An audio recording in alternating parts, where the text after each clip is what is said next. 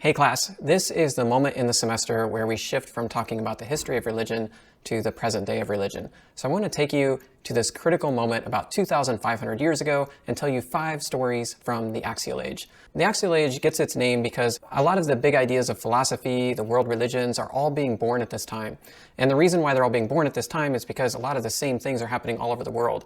There's a shift towards urbanization, trade routes are opening up, the first money is being used, and all of these things are creating new types of problems for people, and the old religion just doesn't seem to be working anymore. Let's start with a little bit of background. We know that all over the world there are these stories of sky gods killing dragons or serpents of some kind. So in the Middle East we see Marduk and Tiamat. We also see Yahweh and Leviathan. When we head over to the Mediterranean, we see Apollo and Python. We see Thor and the serpent. We can go down to Central Africa and we see another version of this story. We go over to Japan and we see yet another version. And so it just seems to be repeating over and over and over again. And we come to northern India and we see Indra and the serpent. And this is the first story I want to tell you because this is such a great story of showing how religious ideas can change, and it gets captured in the religion itself, like in the mythology itself. The people living up here are warriors, and they follow the warrior god Indra, this great sky god who can throw lightning and controls the weather, controls thunder. And so they worship Indra, and they bring that worship down into this more agricultural area of India. Now this story is going to get transformed when it comes into this more agricultural area in the Axial Age. So the story goes that after Indra slays the dragon, he thinks he's super amazing, and he thinks he has to build like this amazing palace for himself. And he just keeps building it bigger and bigger and bigger. And eventually the architect gets really tired of this and thinks, man, I'm immortal, Indra's immortal. Am I just going to go on building this thing forever? Like, I can't do that. So he goes to Brahma. Now, Brahma sits on this lotus flower, and he's sort of dreaming the dream of the universe. And so the architect comes and he says, look, Indra's making me build this palace, and it's taking forever, and can you do something about it? So Brahma says, yeah, I'll do something about it. So Brahma gets up off of his lotus, and he then climbs down the stem, because the stem actually grows out of Vishnu's navel. Now, this is quite amazing, right? There's quite a mythology going on here being revealed. So he crawls down the stem, and he comes up to Vishnu, and Vishnu is actually dreaming the dream of the universe. So he lifts up the eyelid of Vishnu, and he says, hey, it's Indra again. So this, again, is your first clue that something interesting is going on here, right? So Vishnu's like, no problem, I'll take care of it, right? The next day, back at Indra's palace, this little blue boy appears. And this blue boy is actually an incarnation of Vishnu. This is Krishna. And Krishna wants to speak to Indra. And so, this is a really striking figure. And so Indra's attendants come to him and say, you gotta meet this kid. Like, it's amazing. There's this blue boy down there. He's got this voice like thunder. It's astonishing. So Indra's like, okay, show him in. In comes the little boy, and he says, wow, Indra, this is quite a palace. And Indra's like, well, yeah, of course it is. I killed the serpent, and then I built this palace, and I just kept building it because, I'm amazing. And Krishna's like, oh, Indra, that is really something. No Indra before you has ever built such a palace as this. And Indra is just taken aback. He's like, what? Indra's before me? This is like Neo in the Matrix. Like, what? There were ones before me? So Indra's like, what do you mean Indra's before me?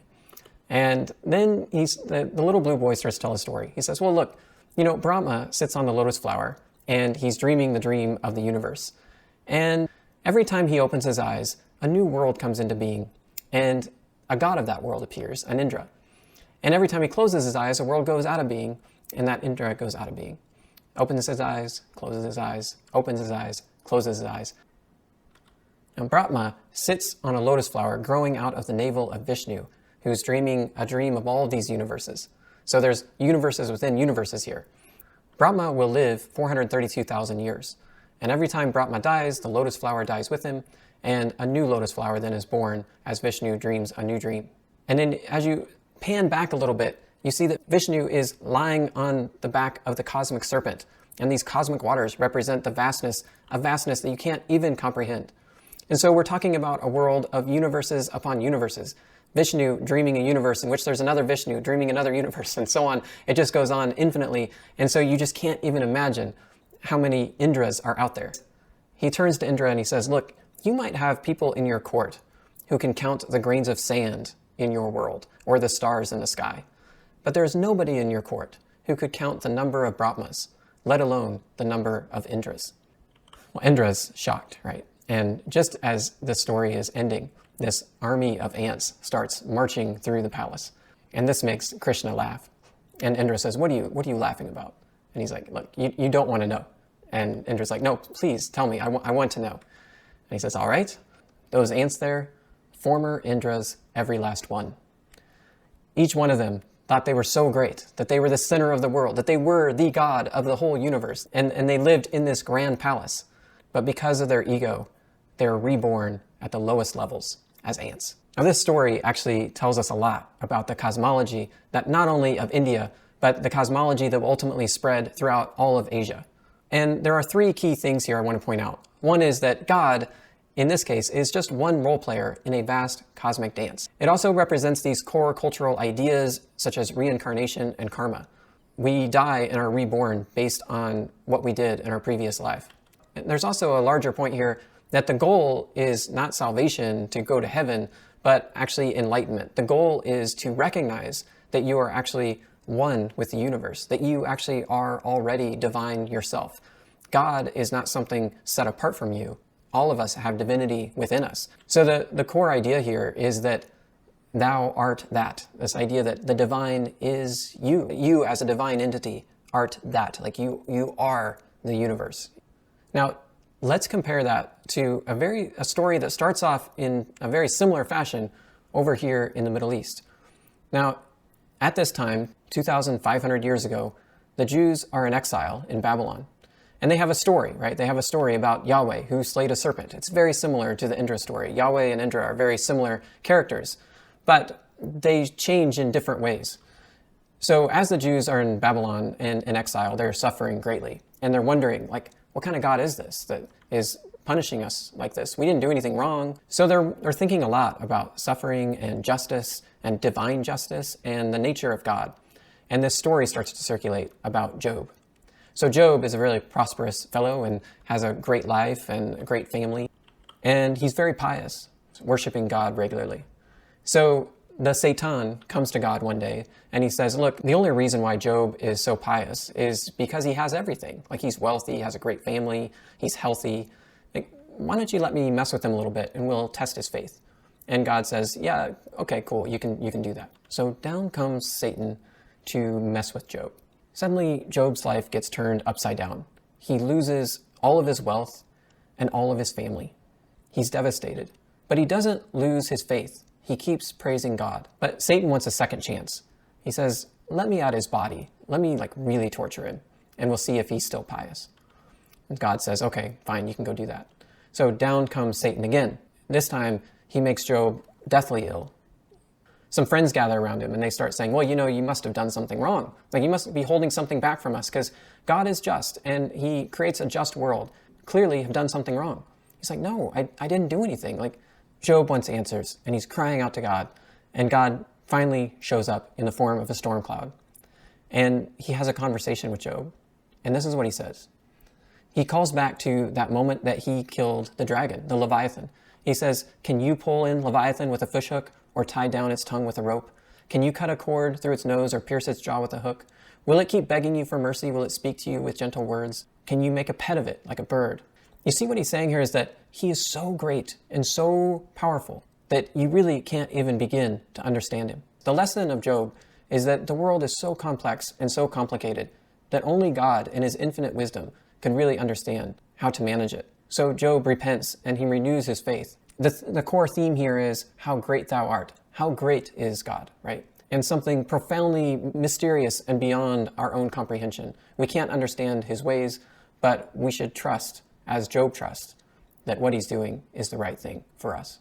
Just think about the comparison here, right? In the West, we see this idea of how great thou art, how great is God, and God is perceived as something separate from humans. Whereas in the East, we get a different idea, that we ourselves are God, that we simply have to identify our own divinity within us. And there we can find peace and enlightenment. Now, the third story comes from Greece. And in this story, we have a sort of trickster figure in Prometheus. Prometheus tricks the high god Zeus here, Zeus being the equivalent of like an Indra or a Yahweh, the high god, the sky god. And he tricks Zeus into accepting a sacrifice that really isn't that great, right? It looks good on the outside, but it's not so good on the inside. And from then on, humans don't have to make great sacrifices to Zeus anymore. And this really upsets Zeus, so he ends up taking fire away from humans altogether. So Prometheus then goes and steals the fire. And then as punishment for that, Zeus chains Prometheus up to a mountain. And every day, this bird comes down and eats the liver of Prometheus. And every day it regenerates, and the bird comes back, and then it regenerates, and so on. Just tremendous, tremendous suffering. And one day, Hermes, the messenger, comes by, and he says, look, just tell Zeus you're sorry, and he'll let you go. And Prometheus says, I care less than nothing for Zeus. Let him do what he likes. Think about how different that is from what Job did, right? Job, encounters the magnificence of God and bows down, repents, and gives his full faith to him. But Prometheus is different. He's like, I care less than nothing for Zeus. And this represents a very different orientation, right? This is the orientation that we get from the Greeks, which is to abandon the gods and trust in the logic and reason of humanity to create a better world. And now if we travel from the Mediterranean down to Africa, we get yet another interesting story. This is from the Yoruba. And again, there's going to be some interesting parallels, but it's going to have totally different outcomes. So in this story, the high god, Olodumare, creates the world. And then the humans are down in the world, and it's this perfect world. Oh boy, Olodumare did a great job, right? But they're kind of bored. They say, look, there's nothing that is unequal among us. We are all the same. Same language, same possessions. There's no variety in anything in our lives. Why are we all the same? So Olodumare connects up with his buddy Ishu. And, some early authors kind of paired these two as sort of like a God and Satan-like figure. So there's some interesting parallels here. Just like Yahweh sends Satan down to wreak havoc in Job's life, Olodumare says, Eshu, why don't you go on down there and create some havoc and make life more interesting for people? So Eshu is a trickster figure, and he's often portrayed as having this two-colored hat. And there's a great story about this hat. He was walking between these two farmers who've been best friends their whole life, and he has this pipe here and this crazy hat. If you look at him from a profile, it looks something like this. And, on one side it's red and one side it's black, but you can see it actually looks kind of the same going either direction. So these two farmers start to fight. Did you see the guy in the red hat heading over there?